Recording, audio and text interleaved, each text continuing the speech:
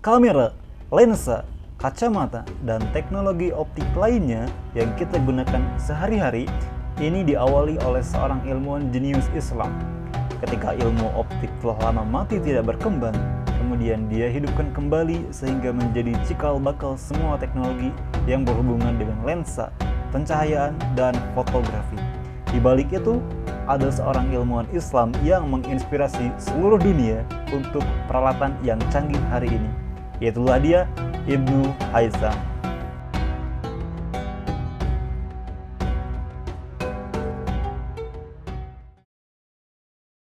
Nama lengkapnya adalah Abu Al-Hasan bin Al-Hasan bin Al-Haytham.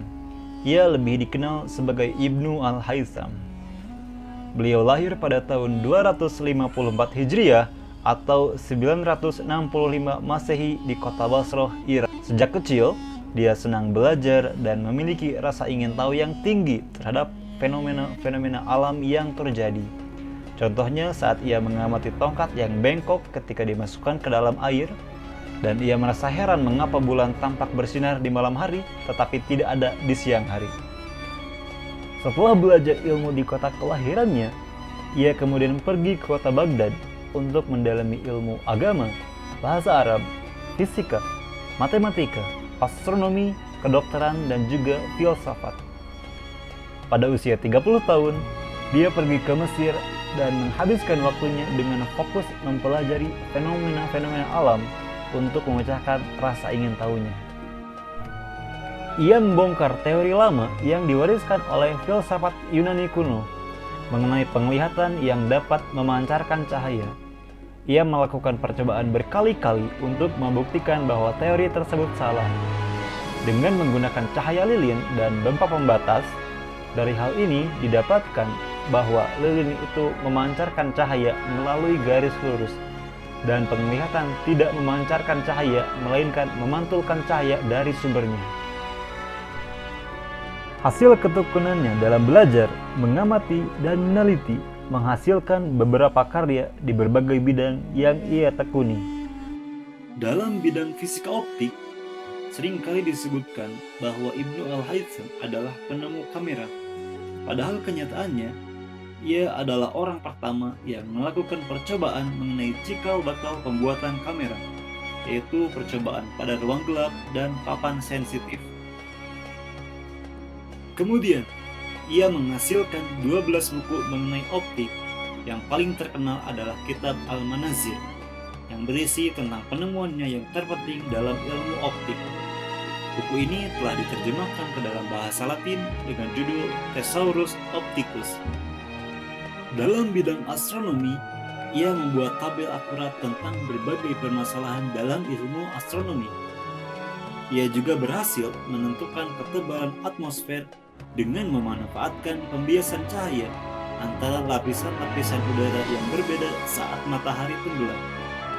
Dalam bidang ini, ia menuliskan 17 buku. Dalam bidang matematika, ia menerapkan ilmu ini pada ilmu fisika dan ilmu astronomi. Contohnya yaitu menjabarkan penjelasan optik dengan aljabar dan juga dari sisi geometri.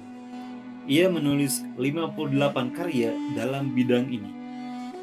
Dalam bidang keilmuan lain seperti filsafat, kedokteran, psikologi, logika, akhlak, bahasa, dan lain-lain, ia menghasilkan 40 buah buku. Karya-karya yang ia hasilkan tidak semua sampai kepada masa kini. Hanya sebagian yang masih ada dan dijadikan sebagai pedoman ilmu pengetahuan saat ini. Warisan yang sangat luar biasa adalah metode ilmiah yang ia gunakan dalam memecahkan suatu persoalan dan membuktikan sebuah teori. Sikap yang jujur, teliti, dan bertanggung jawab ia tonjolkan pada setiap sisi kehidupannya, sehingga ia dapat menjadi ilmuwan yang sangat berpengaruh. Julukan ilmuwan besar untuknya sangat selaras dengan kemuliaan hatinya.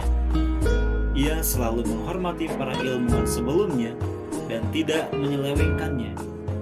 Apabila dalam penelitiannya menemukan sesuatu yang baru dan tidak sesuai dengan penelitian ilmuwan sebelumnya, ia akan menyebutkannya dalam karyanya dengan tawadu dan tidak sombong. Usaha Ibnu Al-Haytham dalam mencari kebenaran menjadi kunci kepribadiannya dan kuat keyakinan ilmiah. Ilmuwan besar ini wafat pada tahun 430 Hijriah atau 1039 Masehi di Kairo, Mesir.